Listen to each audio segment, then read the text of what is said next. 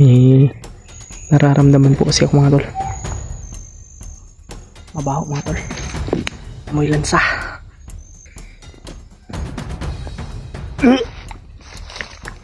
Baho.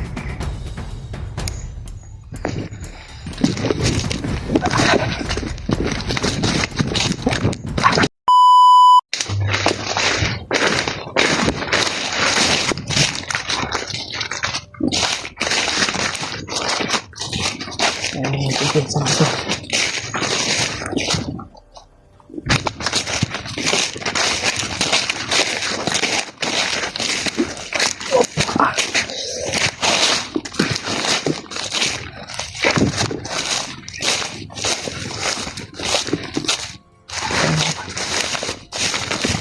Ayun yung narating ko mga tol. Lahat.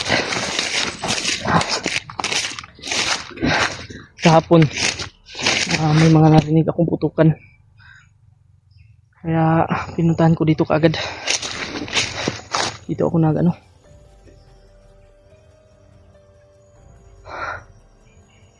At sabi, sobrang dami din yung bandido na na-encuentro ko mga tol. Huwag lang tayo madalos-dalos.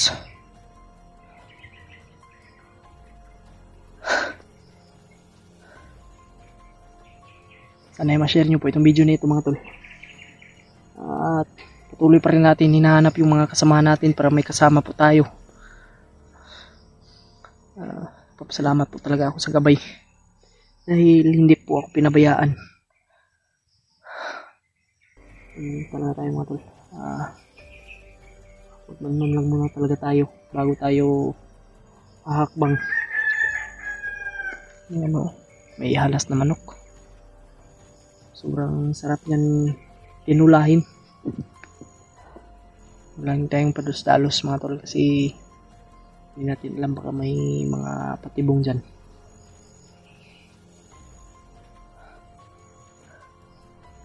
Dito banda yung mga putukan mga tol na narinig ko.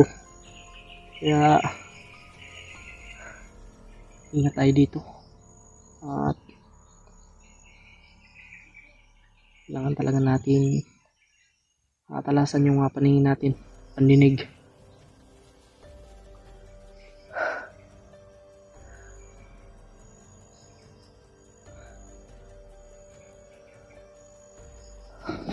Sobrang lawak ng area na ito.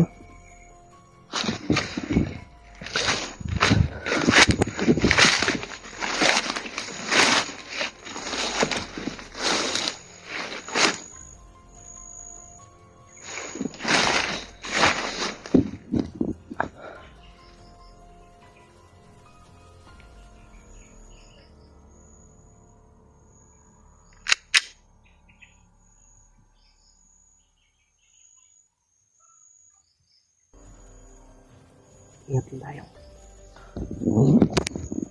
sa bawat natin, bawat hakbang. May mga narinig akong mga tol, mga tumatahol na aso. Parang gumagamit sila ng aso mga tol para mabilis tayong makita. Kasi yung mga aso mga tol ay sobrang lakas ng amoy niyan. Kaya ingat tayo. Pagdasal niyo po yung ligtasan ko mga tol. At kung kailangan natin gamitin yung baril natin kasi iwasan talaga natin magpaputok mga tol kasi para hindi mabulabog. Silent kill lang yung natin yan. Tayo pwedeng gagalaw dito ng mali para tayo mapahamak. Kasi kung magpaputok ako ng baril mga tol, sigurado ako mga alerto yung mga bandido na yan.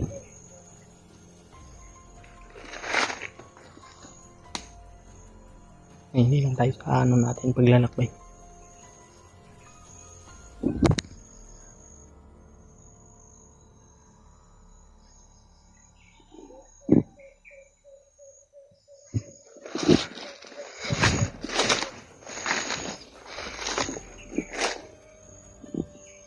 Para may mga bakas dito. Dito. Mga bakas.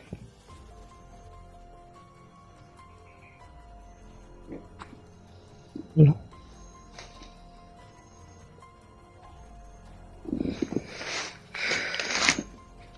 May mga bakas mga tol.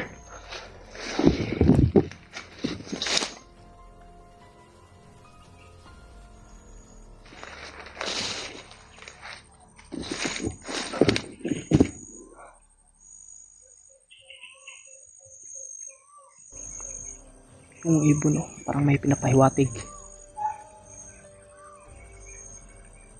Sinyalis yan mga tol na dito na talaga tayo sa critical na area. Ayun na tayo.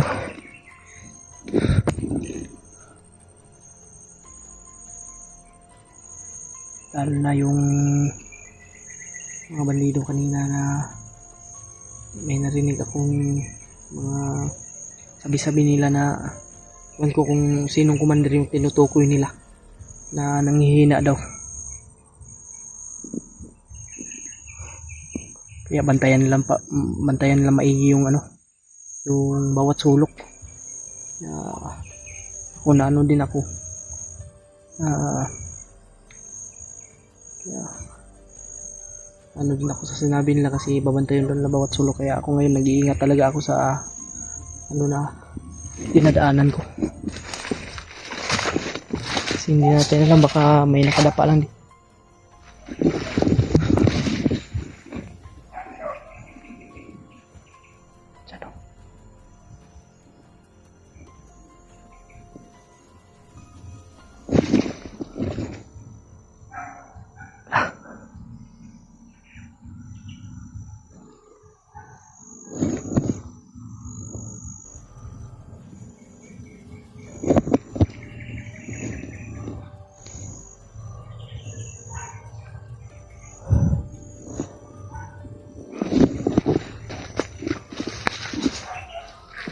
May mga bakas talaga dito.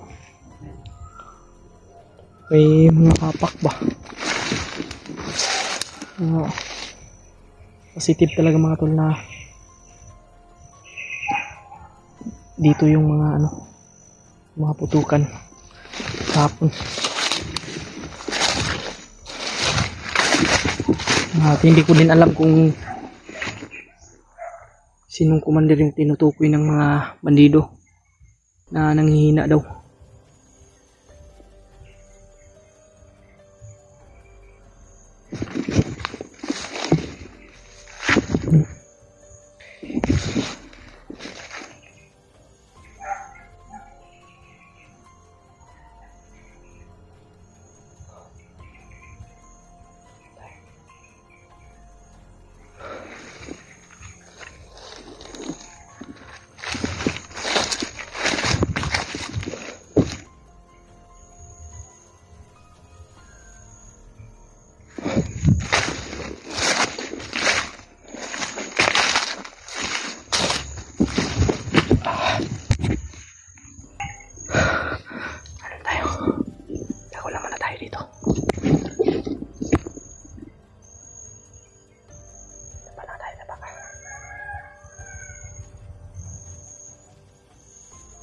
May nararamdaman ako mga tol.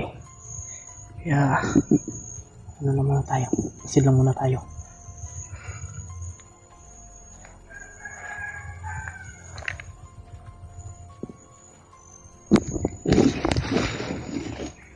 May nararamdaman po kasi ako mga tol.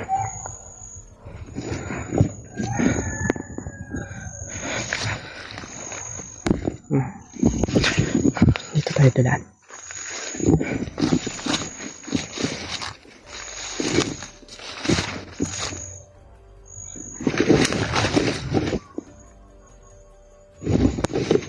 May daanan dito. Dito rin. Pero dito tayo dadaan.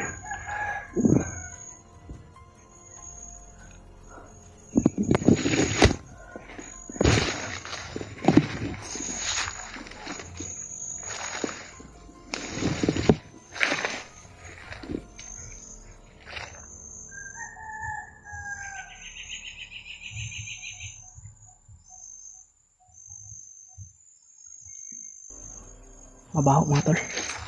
Amoy lansa. Amoy lansa mga tol.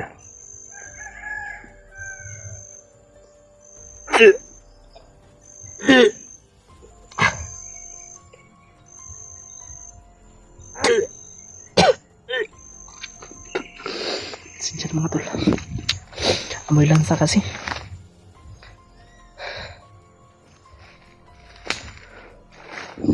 Ano to? Itim.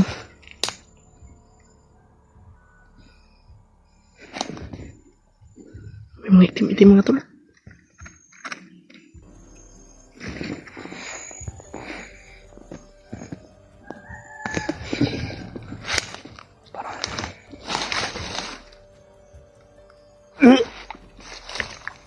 Baho.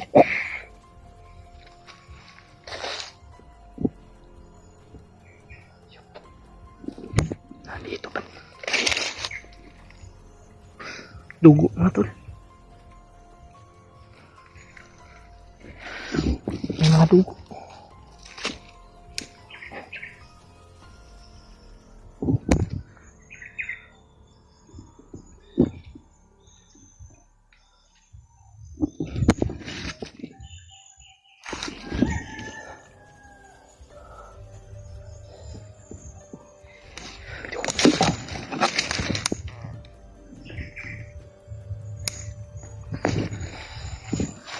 Ito din oh.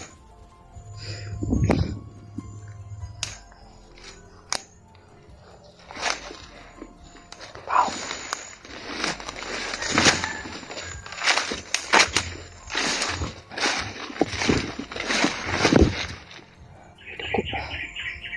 Kaya pala mabaho mga tol. Kaya pala amoy langsa.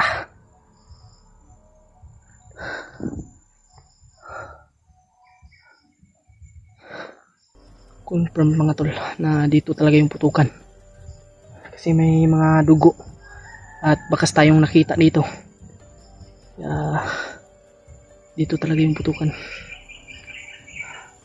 Kaya posibleng nandito din yung mga kasamahan natin. Hindi lang natin alam kung sino yung kasamahan natin dito na nandito sa area na ito. Kaya mga tol, pag-share po sa aking mga kasamahan kung sino man po yung nandito sa area na ito para malaman po nila na nandito po ako. I-share nyo po ito kay kay Brajanre, kay Kuya Rimart, kay Julio at kay Kuya Bads. Pag-share po ng video na ito mga tol, sa kung sino man po yung makakakita ng video na ito. Kung makita nyo man po itong video na ito, sana ay ma-share nyo po sa aking mga kasamahan, lalo na po kay Kuya Bads, kay Janre, at sa iba kong pa dyan, kapo hunters. Kailangan talaga ng tulong Julius ngayon mga tol. Sobrang kawawa talaga si Julius. Marami man yung nangangailangan ng tulong sa atin, pero mas kailangan natin tulungan si yung Julius mga tol, kasi sobrang kawawa po. Nabalot na ng kadimunyuhan yung kanyang katawan, lalo na yung kanyang pag-iisip. Kaya mga tol, magpupursige po talaga ako para matulungan ko po yung kaibigan po natin. Tuloy lang tayo.